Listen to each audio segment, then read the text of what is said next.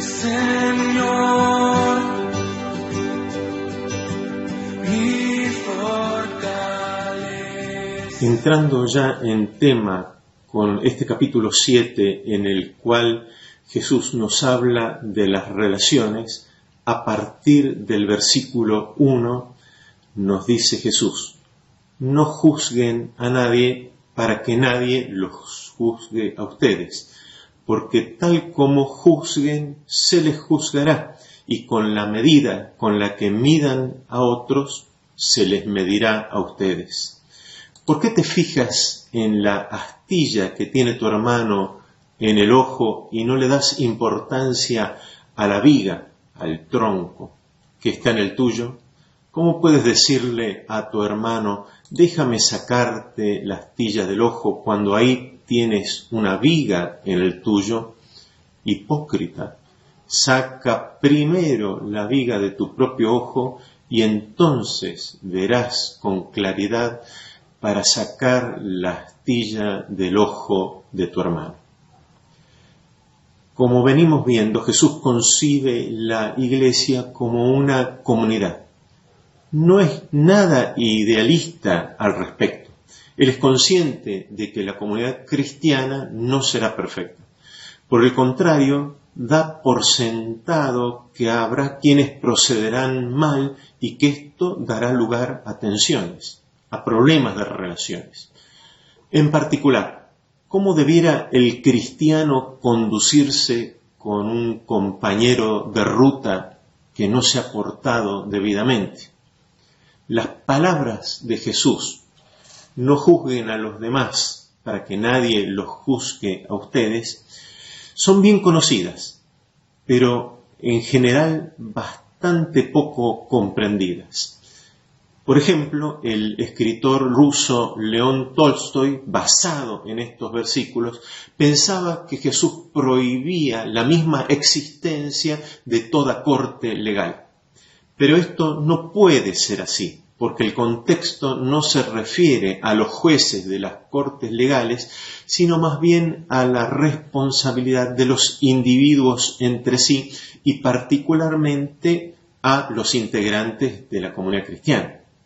Luego, la orden de Jesús de no juzgar no puede entenderse como un mandato a suspender nuestras facultades críticas hacia otras personas, a volvernos ciegos a sus faltas, como si no nos diéramos cuenta de ellas, a desechar toda observación y rehusar discernir entre la verdad y el error, entre lo bueno y lo malo. De hecho, la Biblia nos manda muchas veces a juzgar en el sentido de analizar claramente las cosas. El mismo Jesús dice: no juzguen por las apariencias, juzguen con justicia.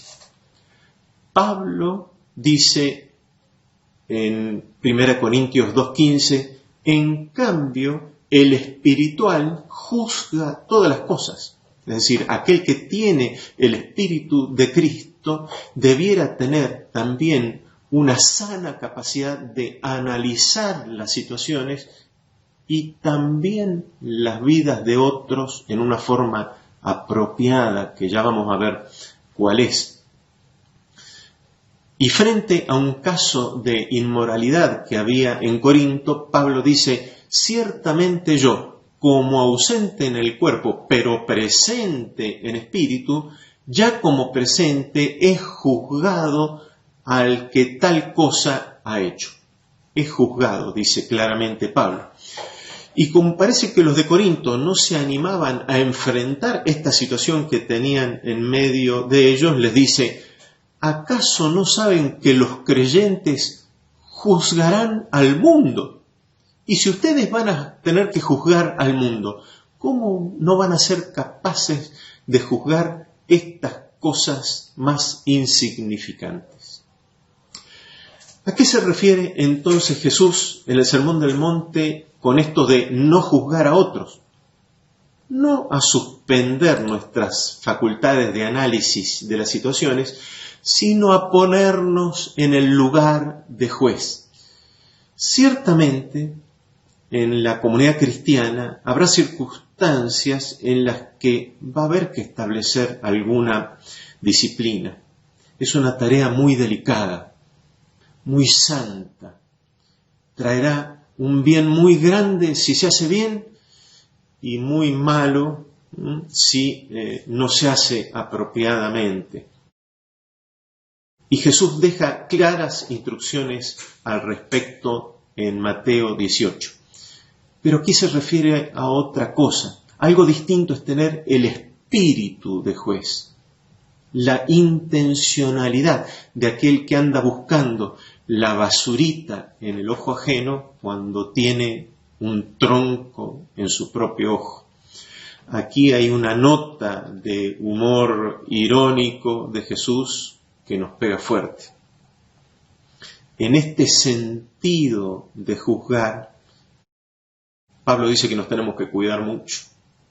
En Romanos 14:4 dice, ¿quién eres tú para juzgar al siervo de otro?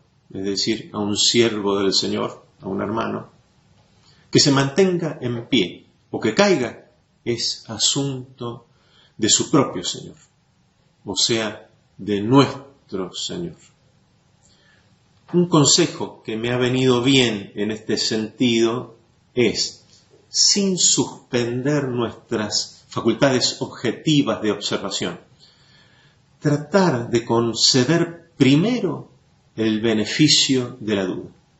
Cuando todo hace parecer que el hermano ha pecado flagrantemente, pensar, pero no existirá otra posibilidad. ¿Por qué no escuchamos primero al hermano? Al pensar así, dando una oportunidad al hermano, considerando que las cosas fueran de otra manera distinta a las que son en apariencia, me ayuda a no ponerme de movida en una actitud de juez, dispuesto a condenar rápidamente. Y como Jesús dice que con la medida que midamos a otros, con esa misma medida se nos va a medir a nosotros, me hace pensar, tengo esta esperanza, que llegado el momento, cuando sea yo el que voy a ser juzgado, porque lo seré, otros también tendrán misericordia de mí.